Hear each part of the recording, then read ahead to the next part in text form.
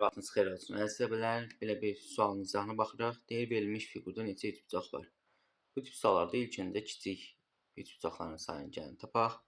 Baxın, 1, 2, 3, 4, 5, 6, 7, 8, 9, 10, 11, 12. Kiçik üçbucaqların sayını qeyd edək 12. Daha sonra baxaq görək hansı üçbucaqlarımız var. Fiqurumuzu biraz yaxınlaşdırdığımız zaman görərik ki, belə bir üçbucaq var. Bu oldu 1. Və eyni bu üçbucaqdan biri də sağ tərəfdə var. Yenə biri də bu hissədə var. 3 dənəsini qeyd elədik. Daha sonra burada var. 4 və ikisi də sol tərəfdə var. 5 və sonuncu oldu bu 6-cı üçbucağımız. 12-nin üzərinə gələrik 6-na.